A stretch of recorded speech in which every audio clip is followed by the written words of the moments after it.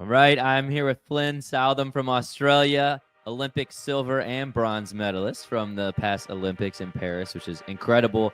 All kinds of accolades to his name, but we are going to dive into that and so much more,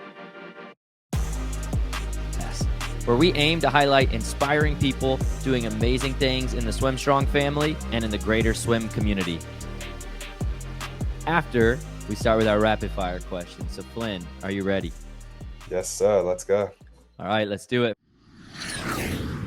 First question, favorite cartoon character of all time? First one that comes to mind would have to be probably Remy from Ratatouille. Okay. Oh, that's a good one. All right. Yeah. If you were not a swimmer, what sport would you be doing? So I always thought that I'd be a basketball player, but when I was younger, I fell over and broke my arm probably 2 or 3 times playing basketball. So maybe Aussie rules football. Not sure if you guys have heard of that, AFL. That's awesome. The AFL. How about if you could meet any celebrity on earth, just sit down, have dinner with them, who would it be? Probably at the moment, Joe Rogan. Okay. Yeah. Good pick. He's like most popular podcast on the planet. Yeah. Sure, So knows his stuff. crazy. If you had to survive on a deserted island with 2 people from Team Australia that give you the best chance of survival, who are you picking? Oh, that's a tough question because I mean I could pick some of my best mates, but probably after 2 days deserted island with them would probably kill each other. For me, I reckon I'd have to go Max Giuliani. I think he'd be pretty smart with that. And then Okay. so I want to say my other mate Sam Short, but I think I'll go Tommy Neal to be honest, because I think he'd be pretty smart and would be able to, last on a deserted island. Give you the best chance to having Yeah. multiple days. Yeah. Yeah. No, that makes perfect sense. Good picks. What is your favorite movie you've ever seen? Oh, well, the first one that comes to mind is Logan. Yes. You seen that one? Yeah. Yes. Yes. Have you seen the Deadpool and Wolverine movie by chance? Yeah, that was great as well. But I think Logan is that's probably one of my favorite ones. Like my girlfriend's just been like having to watch that probably 4 times already. So I just love every bit of it. It's And awesome. yeah, I think it's a great movie. Yeah, that's fantastic. What is your favorite pool you've ever swam at? Ooh, that's a good question. I think for me, Adelaide down in Okay. Australia, where they held Olympic trials last Olympics, even though I didn't even go to that one. But like I've done a couple of races and trial competitions there. I think that's a great pool. And then I think contrary to what everyone says, I think the Paris pool was actually not that bad. I actually enjoyed it. But I think also like the stadium we were in was just crazy. So I think that Yeah, definitely helped. that's awesome. Well, final question for you. And it is, what would be your favorite post meet when the meet's done meal? First thing that you're going to when you're done with the championship cycle. So yeah, you guys would have KFC in Yes. Oh yeah, America. Yeah. 100%. Yep. Yeah. Well, KFC is I reckon I've paid half their revenue over the past few months. I've been supporting them. I should probably ask for a sponsorship, but yeah, that's my favorite go-to, a big bucket of fried chicken and some Oh chips. man, that's prime. You know, KFC, Mm. if you're listening, get a sponsor this, man. That's good Yes, stuff. sir. Well, you did a fantastic job with the rapid fire questions. Great response time there. I love it. Thank you for doing that. And now we're going to dive in to a little bit more of your personal story. And I appreciate you taking this time, as I know your journey will be an inspiration to many out there. And I'm curious if you can start just kind of at the beginnings, from young Flynn to now, just a quick snapshot of what that journey's looked like from starting in the sport to now. Yes, obviously, if I was to go over a very brief summary of my life of 19 years, I'd say it started out over in Western Australia. I was born over there and lived there for a couple of years. And, I think there's this crazy stat that 95% of the Australian population lives within like 15 kilometers of the beach. Oh, wow. So if you That's think of legit. Australia, it's the entire population is just all around the coastline. So swimming, water sports, it's a massive part of the culture in Australia, and I don't know any kid that doesn't know how to swim over in Australia. That's cool. And I'm sure if you went to England or maybe even like the US, like the States, you guys like, not that many people can say they can swim, let alone compete. 100%. Obviously, it's a massive sport, but yeah, in Australia, it's just huge. Like everyone does swimming lessons as a kid, and I guess that's how it started out for me. Just like, mum was like, "You're gonna have to float in the water if you like go to the beach with your friends. Like, you need to be able to survive." And it's like, yep. So I was thrown in the pool when you're a little kid, and you're just expected to float. So from that point on, I just not that I can really remember that because I was like a couple of months old, but Sure. my earliest memories of the water is just having fun in the water and just getting in the water and doing cannonballs and, just being a little kid in the water and just having fun with my friends. And, I just went from learn to swim into, squad training. And then I just kept doing it, kept getting a little bit better, kept liking it more. Then, you'd have a year where it's like, I hate swimming, mum. I never want to go back. Like, it sucks. It's the worst sport ever. Just being all part of the kid. And, as I got older, I started to love it even more and understood it even more. And my relationship with the water changed.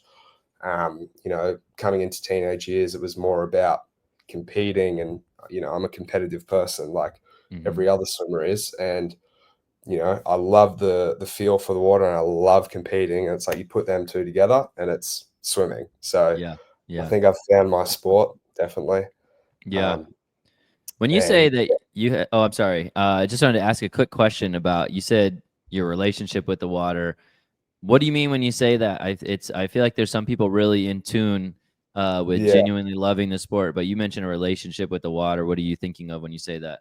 Yeah. Well, I mean, if I told you to get on a field and sprint 100 meters running, you can try as hard as you can and you're going to be as fast as how much you try. And, then I told you to get in the water and swim 100 meters as fast as you can.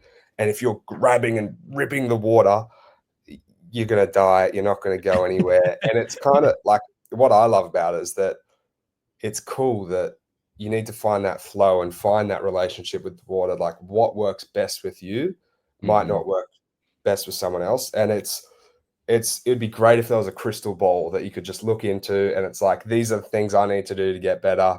But that's not the reality of it. And that's why I say the relationship of the water is so important because it's like you need to fit the jigsaw, like the pieces of the puzzle together.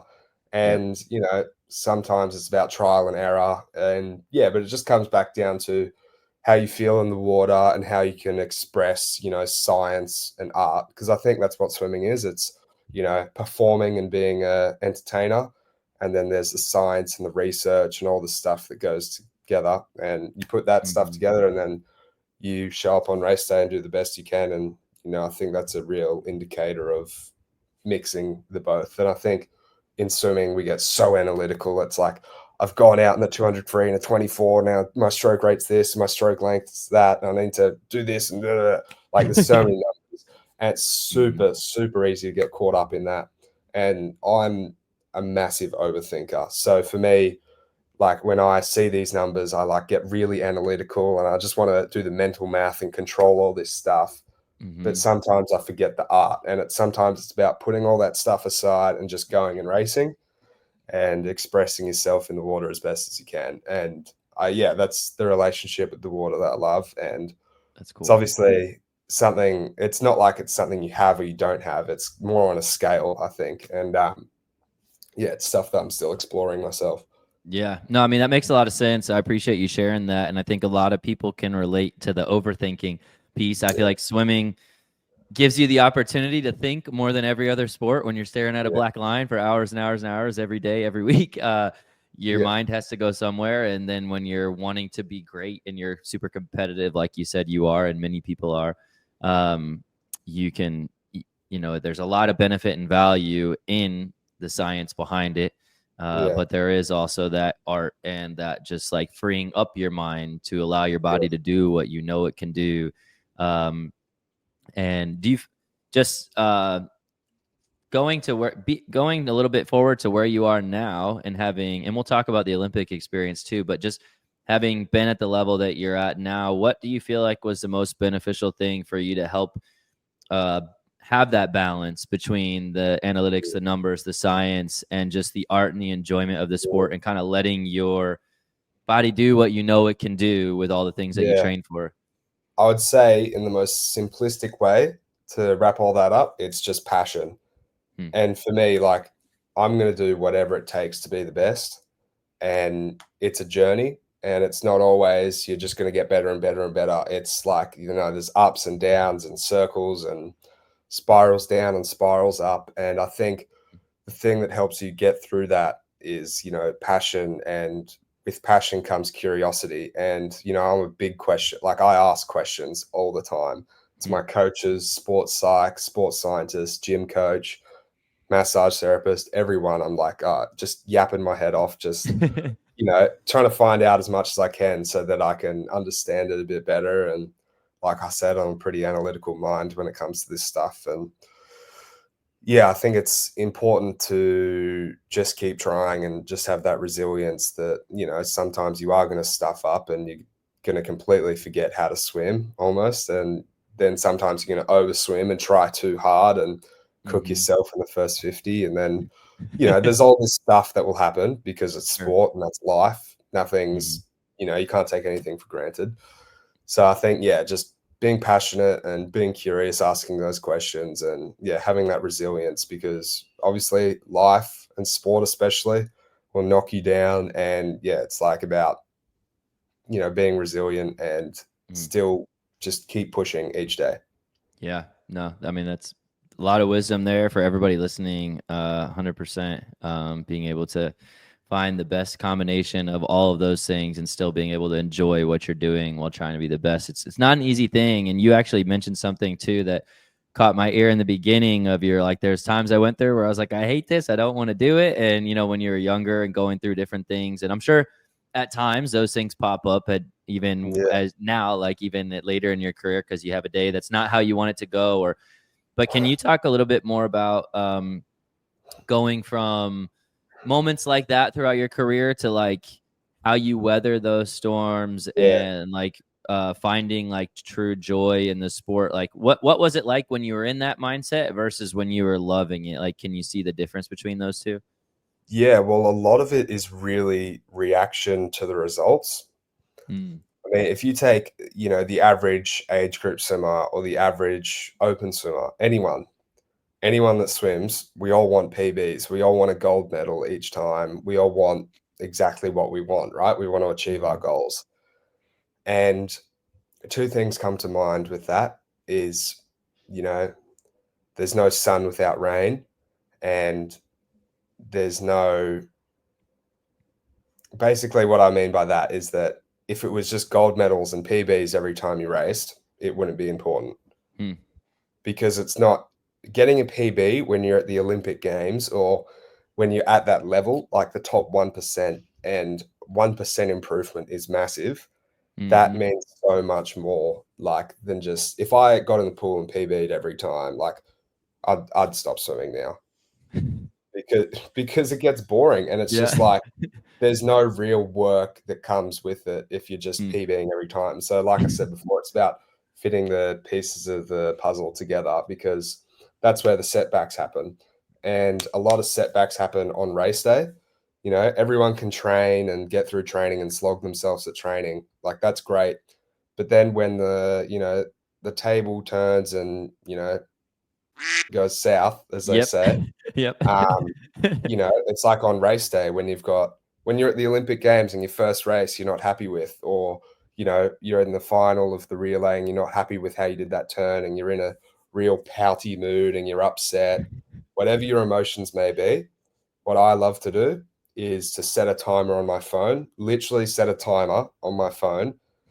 As soon as I get back to my bag after my race and have my cool down and all that, and I'm leaving for the pool for the night, I give myself 30, 40, 45 minutes to be upset, be angry, be sad, be pissed off. Then when that alarm goes off, it's literally like, all right, snap out of it. What's done is done. You've given you time to reflect and go through the emotions, but now it's time to lock back in and focus on what you can control next. And, there's no point living in the past because when you live in the past, it's really easy to get depressed about stuff like that. And then when you live in the future, it's really easy to get anxious about all this stuff you can't control. So I like to really be present. And, when I set that timer on my phone, it's like anything, like even when I do have a good race, like when I went 47 in the 100 free for the first time, I was over the moon because I had probably one of the worst races before that. And, I thought I wasn't going to make world's team last year and my back was really up against the wall. And this was a do or die race for me, So yeah, I had that bad race. I gave myself that night to feel upset, feel crappy, feel all the emotions. And then it was like the next day, I've got to do this thing. And, then it's like lock back in. What's done is done. Let's control what we can control. And it turned out to be one of the best races of my life. And then I still had the 50 free the next day, right? And then it's like, okay, I'm on this massive high, like this massive roller coaster. Like I was down here, now I'm up here. And it's like, okay, give myself 20 minutes. Like, I had the rest of the night to celebrate, not like go out and party, but, be with my family and reflect on the race and how much that meant to me. Sure. And then it's like, you need to come back down to ground zero. And I like to be here. I don't like to be here all the time. I don't like to be here all the time either. So I think it's important when you're down here to bring yourself up to zero. And then when you're up at this super high, like life is amazing. It's like, yeah, that's great. But like, let's like relax and bring it back down to even playing field, I guess. Yeah. I think that's great advice too, because if you are able to just give yourself a certain amount of time to be upset, angry, feel you're human, right? So you have emotions 100%. And so you feel it and you let yourself feel it. And then you say, now it's no longer productive for me to feel it beyond the time that I've set. And we're moving on. And that's hard. Yeah. And, everyone expects you, and especially in swimming, there's a massive culture of you can't be upset. You can't have emotions. You need to be a robot and train and race and do all this stuff. And it's like, maybe it's a good thing when I have these emotions, because personally for me, when I swim with emotions and swim with my heart, it's way more intense and the feeling is just euphoric rather than like swimming analytically. Like I need my stroke, I need my hand to enter in a certain way. And it's like, like you said before, you're a human, you're allowed to feel this stuff, but you're also an athlete that needs to be professional, and you can't pout and be upset for one race that ruins your entire meet.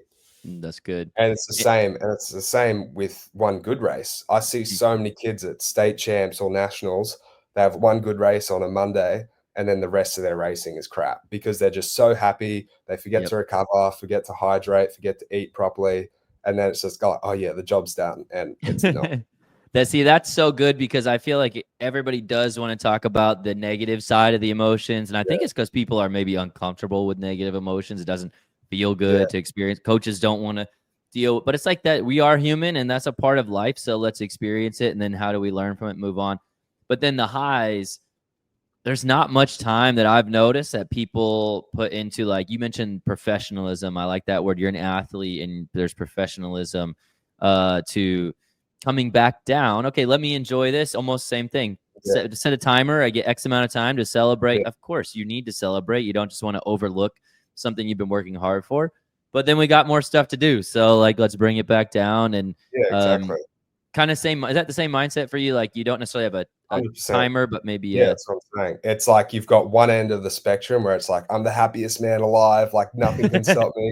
One end of the spectrum is I hate swimming. I don't want to be an athlete. Rah, rah, rah, just like going off. And it's like both of those ends of the spectrum. Everyone thinks the bad end with all the negative stuff is dangerous, but so is the good end.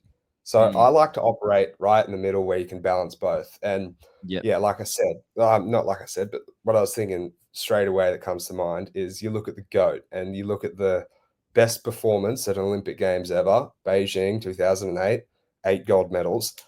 Like for everyone like listening at home and that, do you think Phelps just took his foot off the pedal after one gold medal on day one?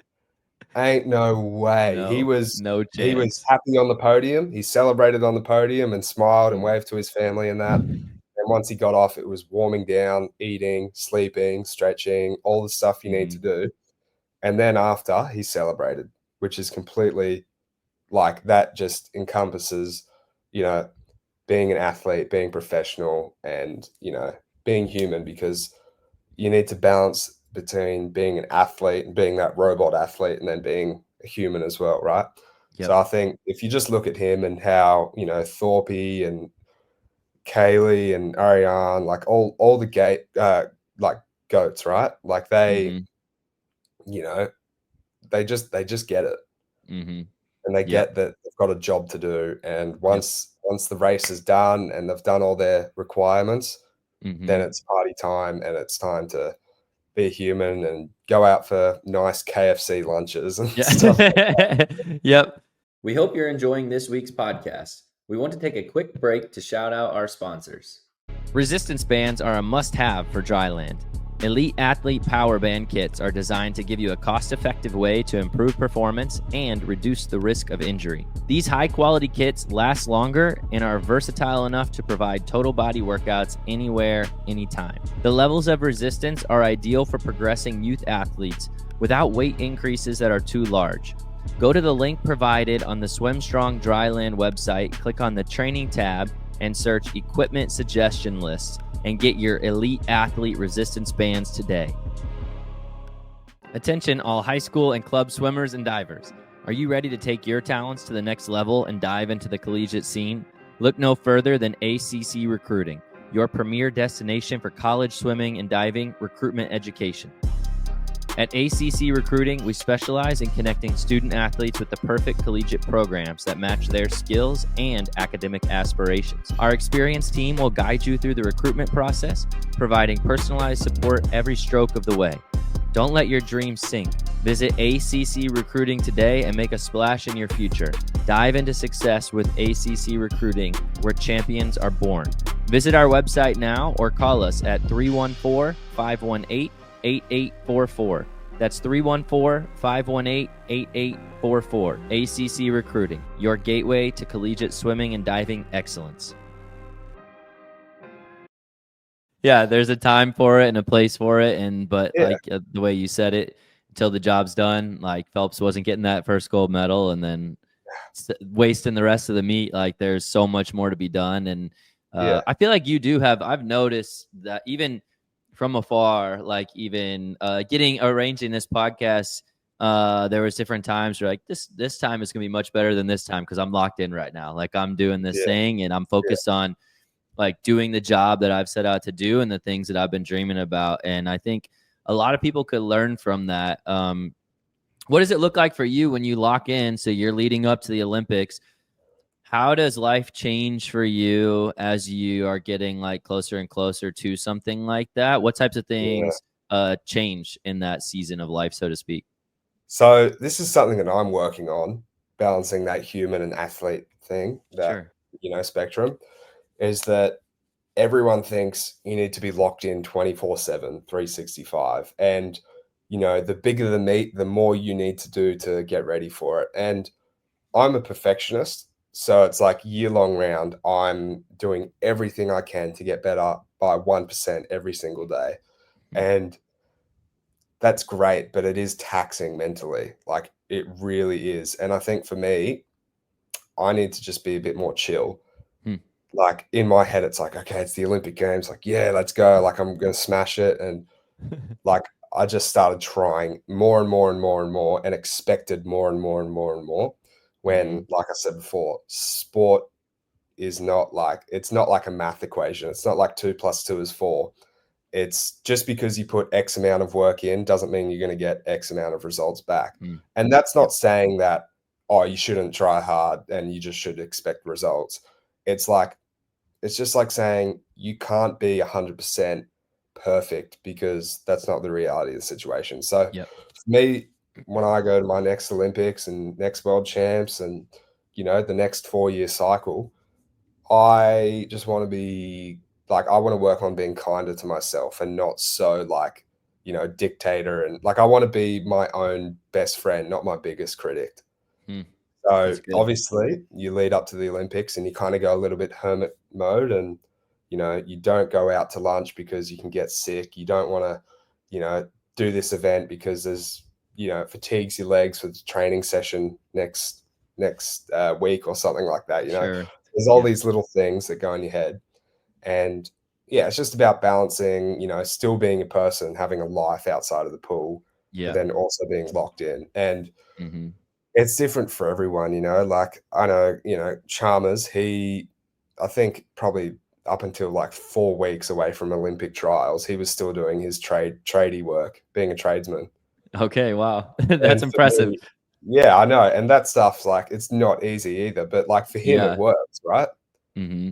It works having that distraction out of the pool that he can just go, bang pieces of wood together and like switch off mentally. Yeah. And like for me, it can be playing video games or going and kicking the footy or going Mm-hmm. for a swim at the beach, just stuff that, you need to have that life outside of the pool. So when Yeah. you come to the pool, you're refreshed, you're ready to go, and you actually want to be there Yeah. rather than being like the horse with the blinders up and you're just like so tunnel vision, you freak yourself out. So yeah, That that's makes how, sense. like that's what I want to do differently next cycle. Mm-hmm. Just like, obviously I'm not trying any less harder, but it's just about where do I put my effort in? And Yeah. it's like I train in the morning, come home, eat, stretch, sleep, blah, blah, blah, all that stuff. And then it's like 1 o'clock in the afternoon. I don't have training for another 3 hours. Is it going to help me be a better swimmer sitting in my bed, thinking about swimming, thinking about the Olympic Games in 5 weeks' time? Like, it's not going to help you swim faster, is it? Yeah. No, it makes perfect sense what you're saying. But it's so easy to start doing that because we're all control freaks to a certain degree. We all want Mm-hmm. to be, in control and, have our say in it. But at the end of the day, it's like you're just getting in a pool and swimming 2 laps of freestyle, 4 laps.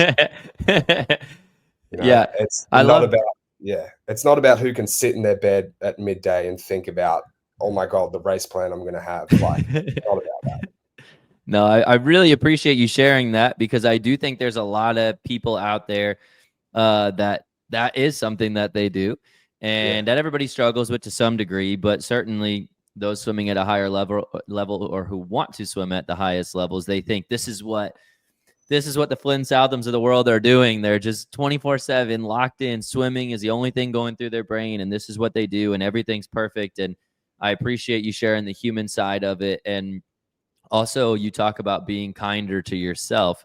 That's something that we stress a lot. Like, if you wouldn't say this to one of your teammates or one of your friends, why would you say it to yourself in your own Yeah. mind? And we do Yeah. that so often. I don't know if you catch yourself doing that or if you have Yeah. specific tools that you Well, use it's for. like sometimes when you have a bad training session or you stuff up your dive or you make a error, right? Mm-hmm. You're just in your head and you're like, you're an idiot. Like, why are you doing that? That was so bad. You should be doing so much better. And Mm-hmm. then what really gets a lot of people and gets me especially is comparison Mm. and comparing Yep. yourself to, your training partners or the best swimmers in the world who have a totally different situation to you. And yeah, it's super easy just to fall into that trap. And I love the quote that comparison is the thief of joy. Yeah. Yep. I And, love it. the more you compare yourself to even yourself, like comparing to what you did last week when you were tapered, or, like when your different energy levels, like seeing what time you did in training, like when I was a lot more fresh and I didn't have gym on a Monday morning and we trained Monday afternoon, I did, Mm-hmm. 5:22 dive 50s in a row or something like that. And then it's like, I've just done gym this morning and we've got a really killer set tonight. And I did 5:50s where I went 22 and now I can only do 1. And I'm so sore. I hate, like, what am I doing wrong? Like, Mm-hmm. I like to just take things as face value. Like, you've just done gym, you've gotten here, you've gotten to training.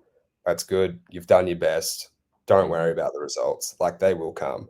And that's where, that confidence comes in, that, like, you just got to back yourself and trust your team and trust what you're doing is right. And sometimes it is not right, and you have to have those hard conversations.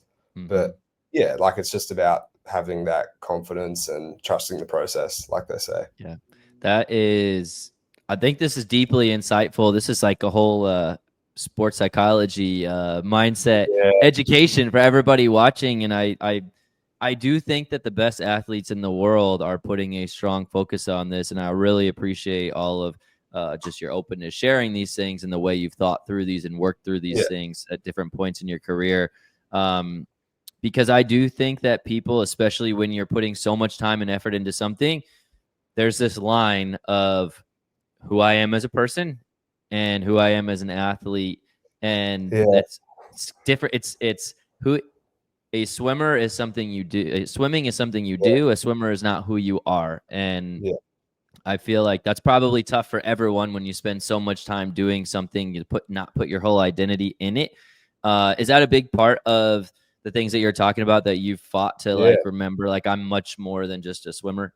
Yeah, well, I mean, the last 4 years have been really about exposing me to international racing and standing up next to Kyle, or, being in the same race as Caleb Dressel and stuff like this, and just getting used to it. Yep. And, I made the Australian team when I was 16, and I've been on the team since. And, when there's every second day, you see you've got a tag in some sort of swimming related post, or you're going on SwimSwam or doing a podcast like this, or you got an interview with Channel 7, or, like, there's just so many things that it's like, Flynn Southam swimmer, Flynn Southam did this at swimming. It's like, it's really easy to forget, like, what do I actually like outside of the pool? And, I sat down after the Olympics, and it's like, my coach is like, you're having the rest of the year off, go have a break, go enjoy yourself. I sit down once I'm back home and I'm not jet lagged. I'm just like, what do I do? Like, I have no idea what to do with myself. And like, now it's like I've developed myself outside of the pool. Like, I really enjoy hanging out with my friends. I've just bought myself a fishing jet ski. I go fishing at literally every chance I can get. If That's the wind, awesome. We're talking about it before, the wind's been like a hurricane here. So every chance I get, been going fishing. Just simple things in life, walking the dogs, like it doesn't have to be some extravagant professional hobby outside of the pool, but it's nice just to like be like, I actually like stuff other than swimming. And you think about like everything you do. Like, I'm a perfectionist to like the nth degree. Like, I'll come home from training and it's like very like eat, stretch, sleep, bed, get 8 hours of sleep. If I don't get 8 hours of sleep, you've effed up. Like, you've so it's like, it's what I want to work on is just being a bit more chill with that sort of stuff. And instead of being my biggest critic, being my best friend and biggest supporter, like, that's awesome. And I take a lot of inspiration from like the UFC. Do you follow the UFC at all? Oh yeah, I love it. Absolutely love it. Yeah, I'm a major fan. I went to the one that was in Perth a couple of months ago, Drakus and Izzy. I got tickets to that, and me and my mate went and we had a blast. So yeah, I take a lot of inspiration from the fighters, right? And obviously I think that is the hardest sport on earth. It's crazy. Like, you look at the physicality of just mentally, like, it's like a ticking time bomb. It's like, I've got 3 months until I fight, literally, for my life. Like, I could get killed in there. So yeah, I've got so much respect to those guys. But you look at their mentality about how they do stuff, and yeah, it's interesting taking inspiration from that. No, I mean, it makes sense though, because the dedication to and the rigid structure and schedule and sacrifices you have to make as a fighter to be the best of the best. I mean, you're right. It's a different mindset. You're going in like, I could die. I could actually die. Like, in swimming, that's not something you really have to worry about. At least not most of the time, hopefully. But these guys, they're preparing at a different level because their health and life could be on the line. And so I think those are great people to take inspiration from, because it's just next level in terms of like planning, details, dedication, mindset. I mean, you take a punch or a kick to the face or the ribs. I mean, you can talk about it all you want, But like until you've experienced that, what your plan is after that happens and how you're going to respond, the mentality you have to have. I can't. And you know, if you go in there second guessing yourself, you may as well give up and lose the fight. Like that's where I take a lot of inspiration from, like their confidence. Obviously, a lot of them are very cocky and very arrogant. But you know, like you look at them and they're like, I will win. Like, yeah, it's interesting to see the psychology behind going in and saying like, I am the champion already. Like I have done this, instead of saying like, I hope to win or I hope to, you know, be the best. Like, it's interesting. You look at their confidence and then it's like, how can I take pieces of the pie and, you know, make it like my own thing? Like you look at, obviously there's like Ronaldo, like I don't know anything about soccer, but like you look at all the footballers there and, you know, they have crazy confidence. And it's like swimming really isn't a sport that like, you know, you get these big personalities that saying, I'm going to be the Olympic champion. You know what I mean? Like it's not really like that. And I'm not saying it should be like that, but it's interesting just seeing how much like confidence and actually genuinely believing in yourself can help you perform at your best. Yeah. And I do think it adds a level of intrigue to the sport too. And like the fandom. And I think that, you know, for sure, I respect humility and people just taking care of business and letting their performance do the work. But I do think that like that the sport has room for more fun, right? And we talk about that, you know, the showmanship of the UFC and things on the soccer field and NBA, NFL, different things that are around. And I do think that there's so many more things that we could take advantage of. The human element of the sport and the enjoyment, make it more of an event as opposed to just just racing. I mean, like look at like the 100-meter on the track. Like look how much drama was around that, you know? And Noah Lyles and talking about how the basketballers aren't like real world champs or whatever he's talking about, and all this stuff. And it's like I can guarantee if that was like all the stuff going on in like the most boring race ever, like no offense, like no one really watches. Oh no, I'm not going to say that. But like, say like a 5K run around the track. Like, obviously it's not as popular as the 100-meter, right? I'm sure if there were people going around and, you know, talking a lot of smack, like there would be a lot more viewership in it. And I think, and I'm not saying that should be a thing in swimming, but like it's very like don't like speak or anything like that. And there's so much drama in the pool. Right. There's so much drama and there's so much beef and all this sort of stuff. It'd just be interesting to see if that like became like, if there's press conferences and stuff like that, like a bit more mainstream media, like maybe that could grow the sport. Maybe it could make the sport worse. Who knows? It's a thought.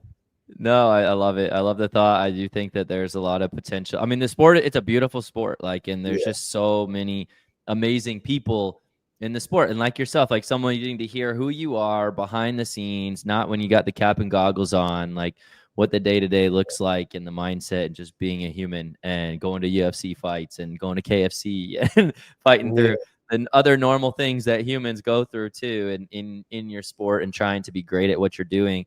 While also seeing the sacrifice of what, I mean, you know, you talked about, I hope that every single athlete heard you when you said, I try to get 8 hours of sleep a night, because we talk about that all the time. And people are like, what's the thing that I can do? What's the supplement I can take? What can I do to go to the next level? And sleep, go to sleep.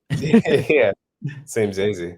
It's, but it takes discipline, and like you have structured your life in a way where you have managed your time in such a way that you can get 8 hours of sleep. And so there is a lot of sacrifice that goes into it, but there is that human element that I would love to see the sport, like just get to know more of the people behind, you know, the people behind the cap. And it doesn't necessarily have to be like, I'm going to beat you in the race. Like it can just be like, I don't know. Yeah. Like you said, get to know the athletes a bit better and a bit more kind of personalities brought out, rather than just like, just an athlete walking out behind the blocks. Winning, then leaving the pool deck, you know? Well, the USA, like, and this was something that I thought was really fun. The media grabbed onto different things with like USA versus Australia, the two swimming superpowers. And in all honesty, I think that helped a lot, like to have that rivalry created, but also surely, and this is something I'd be curious to see your opinion on of your training in Australia, but I think Australia is the greatest swimming country in the world, and I think it's pretty hard to argue that because I Yeah, mean, the amount of people in the country that are training versus in the United States, you know, I feel like there's a lot of things that obviously each country can learn from each other, but I love yeah, what you guys are doing in Australia, and but the hype and the competition and the rivalry that they put in the media is like, I think that's good for swimming. I think that's good. I don't yeah, know the same yeah. perspective To a of your. degree, like I'm all for competition, but it needs to be Mhm. like healthy competition. Can't be Sure, like, and I'm gonna say what Cate Campbell was going on about. sure, No one on the Australian team stood for that. I'm yeah, sure you know what I'm yeah, talking about. 100%, yeah, And going out and, then we had the Aussie reporter, Carl Stefanovic, saying, "Bonghead Michael Phelps." I just felt sick to my stomach because obviously USA is such a powerhouse in swimming and obviously, like, it can control the narrative a bit. And sure. we don't hate you guys.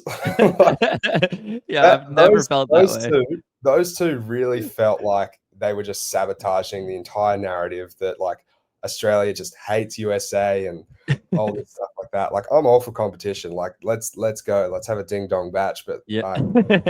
it doesn't need to be disrespectful going after, like, pretty much like the Jesus Christ of swimming. Like, I That's was just so funny. watching that and I was just like, oh no, like Yeah. you guys have such good, like, your American team is so good and so skilled. I'm like, we don't need them fired up anymore. I was Like, gonna say, if anything, they loved it because it's like an extra. Anytime you hear yeah, something that like puts you down in a certain fuel way, them you're like, fire. yeah, it's awesome as an Yeah, athlete. You're like, oh, let me show them, and it gives you this fire. But I do think you're completely right. Like the healthy, there's no reason for banter. any Yeah, country to hate another, but to a mutual respect. But like, let's bring some energy, some healthy competition, some fun, some narrative, yeah, some yeah, rivalries, some stories outside the pool. Like, I yeah. think it'd be And like, awesome. I don't like to get very, like, political with like on podcasts and Sure. media and all that sort of stuff, but like what was going on with, like, Cate Campbell and Carl Stefanovic, I thought it was completely disrespectful, completely out of line. Um, yeah, I didn't approve of it at all. And I don't think I've seen any Australian swimmer really come out and say that they don't stand for that, I guess. Mm, I don't really keep up with a lot of, like, news and media and swimming, but, like, sure. yeah, just from my end, like, for all the listeners out there, like, I speak on behalf of, I would say, 99.9% of Australian swimmers, Hmm. that no one on the team appreciated that, like, at all. Because, yeah, like I said, you guys are already very, very good at swimming, and we don't need any more competition than and especially in the relays as well, because relays are where, like, stuff gets really patriotic, you know? Yeah, no doubt. Yeah, the relays are And just a different yeah, level. something I love about, like, the American swim team is that you guys actually get patriotic and, like, the community backs you and gets around it. Hmm. And something I wish that happened a bit more in Australia, like, obviously the four of us that were in the relay, like, we're like, come on, we can do this, like, we can win it. Yeah. We're like, come on, this is for Australia, like, the American team would be. And then, it's like you get the backing of the public, and sometimes the Australian media doesn't really, like, do anything to help, like, Mm, help us, you know what I push mean? it. Yeah. Yeah. Yeah, so that's something that I'd love to see in Australia take off a bit more, like, like, support and, Yeah. patriotism. Yeah. That'd be awesome. And I that's typically how it goes, right? Like somebody says something and 99% of people don't agree with it, but that's the thing that gets published and played over and over. And Yeah. you're like, dang it, Yeah. why did that one person have to say there? Yeah. They just keep that to yourself. And but yeah, that happens all the time. And yeah, I think the 99% of people realize like it's fun for Yeah. fueling and competition, but everybody knows that at the Yeah. end of the day, there's a deep mutual respect Yeah. between powerhouse countries, athletes who go through the daily. You can't not respect swim Someone that athletes. does the exact same thing as Yeah. you. Yep. Yeah. It's impossible. I mean, it's just Then you don't respect yourself. yeah, exactly. And And so that's what I love. And I appreciate just the way that you carry yourself, your mindset in the sport. And I feel like, well, you mentioned actually before we started the podcast, so I do want to ask you about this too, but you mentor young athletes as well. And now hearing you say all these things, we've gotten 43 minutes in this podcast and I haven't even asked you a single question about the Olympics because I've been so captivated by the things that you're saying mentally and how you approach the sport and your philosophies. And I just think those are incredible things. And I feel like that's why you are where you are, because of the person you are, the character you have, the mindset that you've developed, and that has led to all the habits and outcomes that have been a byproduct of you being the way you are with your. But now it's exciting to know that I know you're mentoring athletes and them learning from someone who has this type of approach and outlook on life and the sport. That's a beautiful thing. But how did you get into the mentorship side of things? What does that look like? Yeah. So basically I started like the business when I was 15. And I guess I've kind of been like a bit entrepreneurial. I was going to say 15. No one is starting businesses at 15. Yeah. I didn't have a license at that point. Well, I mean, neither did I. But I think when you go into the spotlight at a young age, like I was 15 when I broke an Australian record of Kyle Chalmers and like an all-comer record of Thorpe in the 100. Like, that's awesome. Being in the media and the spotlight in swimming especially, it makes you grow up a lot quicker than being a normal kid. So for me, I started that, and I went through a really hard time when I was 15, 16, questioning whether I actually wanted to go further in the sport. And I had to reassess what it actually meant for me. And basically had all this really tough time, probably about like 3-4 months. I was pretty depressed. Didn't really want to have anything to do with swimming, let alone life or anything social like that. So it was a dark time. Long story short, came out of it for the better. And I was thinking that, a lot of kids go through the exact same stuff, maybe not with dealing with media sort of stuff, but more, issues with parenting or issues with their own relationship with themselves or stuff like that. And I was like, I've learned so much stuff that it would be a shame not to pass that on to people that need help, and they can relate to me more than a 30 or 40-year-old man that grew up in another generation and can't relate as much as them, So for me, it was just like, I want to just help and give back like that. And then it just, it's kind of snowballed, and one thing led to the next. And so I've been doing that for a few years, and I haven't actually spoken about this before in any media, but at the start of the year, a kid I was mentoring, and something that like makes me like really motivated and passionate about that is like youth mental health. And a kid that I was mentoring, we kind of like stopped, kind of like lost connection sort of thing.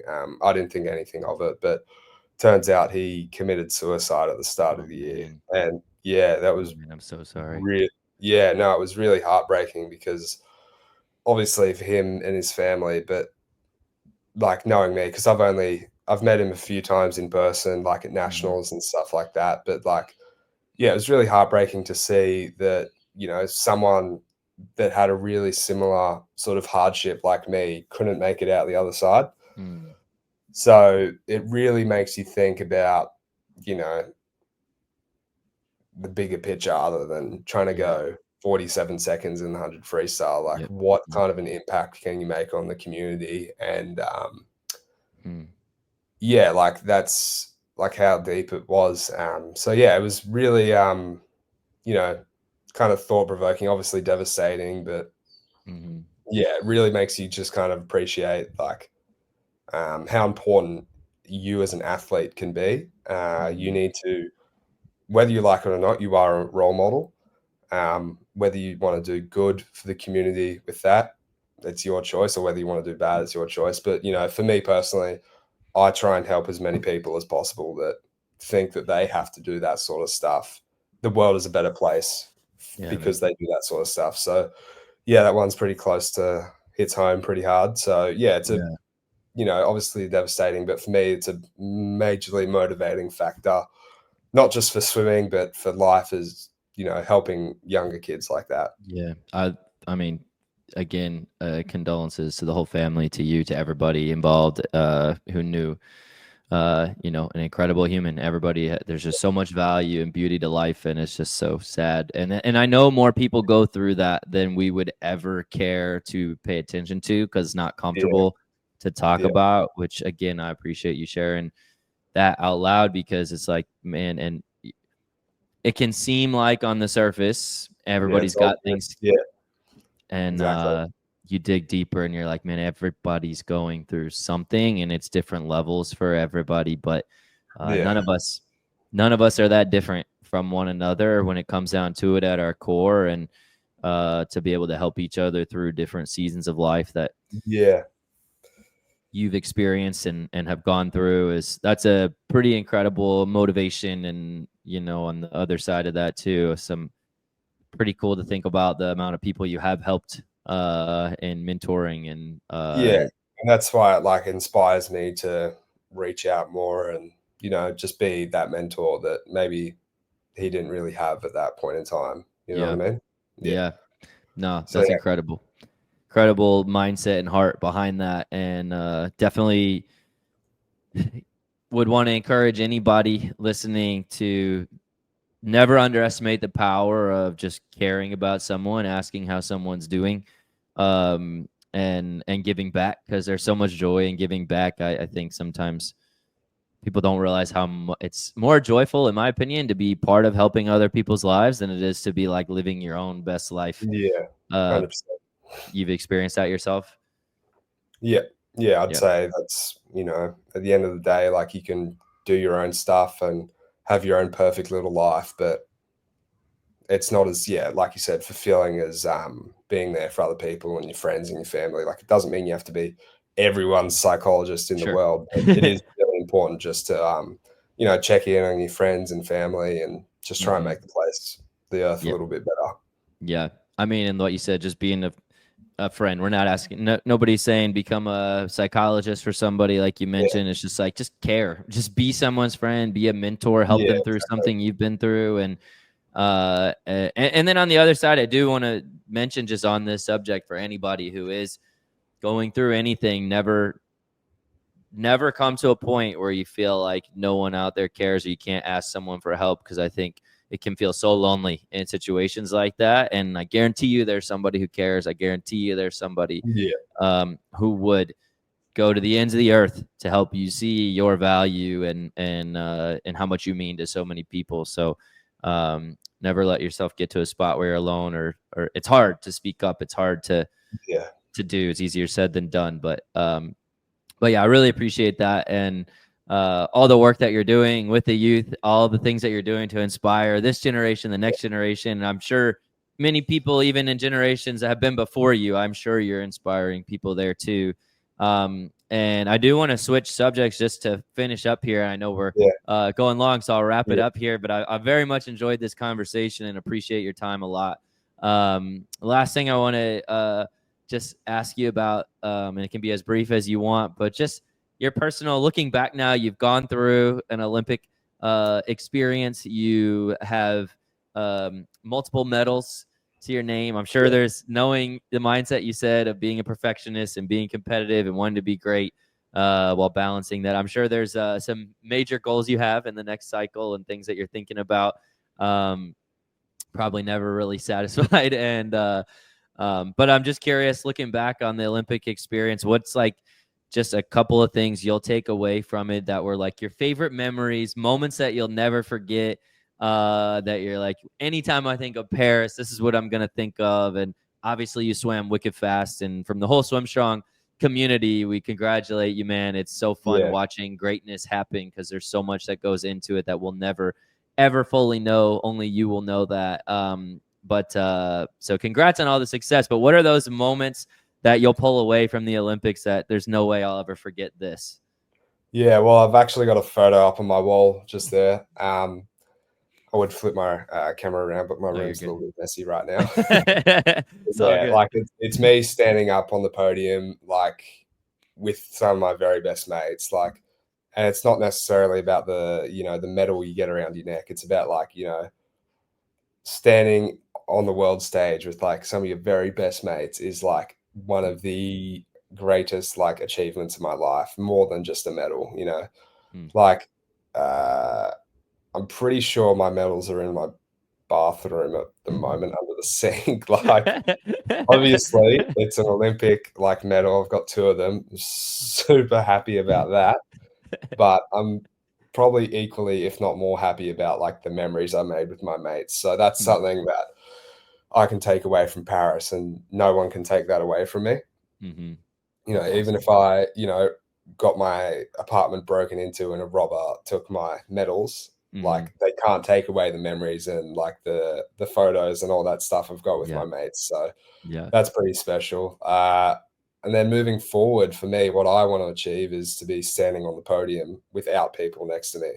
You know, I want individual success. And I believe wholeheartedly that I'm bound to do that, and my potential is there. It's just, like I said before, putting the pieces of the puzzle together and letting it all fit, and then trusting the process. So that's what I'm working on at the moment. And my team, my support staff, and my coaches, we're having those difficult conversations. What can we improve? What we did well, what we didn't do well, and reflecting and being honest with each other. So yeah, that's really exciting, and it's getting me motivated, because at the end of the Olympics, I was pretty burnt out, because for 4 years, pretty much when we had the COVID lockdown, and you know, that big break where everyone had to stay isolated at home, I haven't had a break since then. The most I'd have would be 2 weeks, I think. Okay. Which, I mean, can you even consider that a break? So about to have about like 5 months out of the water, which is a lot. But I think when I'm back in and I'm back fit and healthy again, it's only a matter of time before I achieve those goals. Yeah, I have no doubt. I love that you're taking a long break after that cycle. I think more people should do that. Take breaks after years that you put into going after something, mentally, physically, recharge, remember who you are outside the sport, go back into it with a hunger and just a gratitude for being able to do it, having those gifts. And I can tell you for sure that myself and all of Swim Strong Nation will be cheering for you, excited to see you go after every single thing that you're talking about, get on the podium. Wouldn't be shocked to see some national and world records go down under your name, the way that you train, the way that you think. Whatever you do, I won't be shocked. Just the way that, hearing your mindset and the way that you approach things, you've done all the things that you've done already at age 19. I think most people would never accomplish that in their life. So it's a pretty cool thing that I'm sure you do appreciate and sit back. And at the same time, you're always hungry for more. But it's a privilege getting to witness your journey, and we'll be definitely cheering for you to do some incredible things on the world stage, man. And I can't tell you how much I appreciate your time today. Yeah, I appreciate you having me. Absolutely. Hey, man, best of luck. Cheers. All right. I just ended the recording. Thanks. If you enjoyed this episode, subscribe to our YouTube channel to catch a new episode each Monday. You can also check us out on social media at Swim Strong Dryland. If you would like to join the Swim Strong family, visit our website at swimstrongdryland.com.